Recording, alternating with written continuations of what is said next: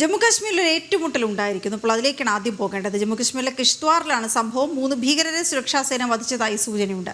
മേഖലയിൽ കഴിഞ്ഞ 3 ദിവസമായി സുരക്ഷാസേന തിരച്ചിൽ നടത്തി വരികയായിരുന്നു. ഗൗതം അനന്തനാരായണൻ ചേരുന്നു വിവരങ്ങളുമായി. ഗൗതം, എപ്പോഴായിരുന്നു ഈ സംഭവം?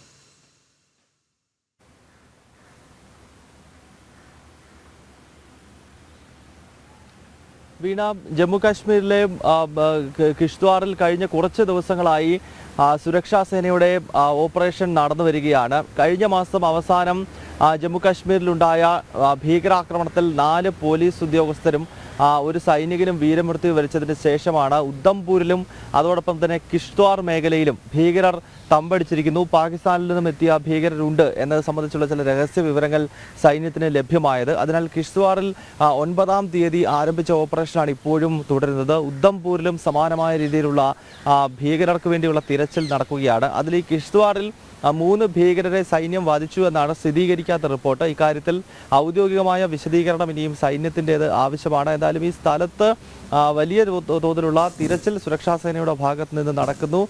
കരസേനയും അതോടൊപ്പം തന്നെ ജമ്മുകാശ്മീർ പോലീസിൻ്റെയും സംയുക്ത നേതൃത്വത്തിലാണ് ഈ ഓപ്പറേഷൻ പുരോഗമിച്ചുകൊണ്ടിരിക്കുന്നത്. സമാനമായ രീതിയിൽ ഉദ്ധംപൂരിലും തിരച്ചിൽ തുടരുകയാണ്. വീണ. ഓക്കെ, ശരി ഗൗതം.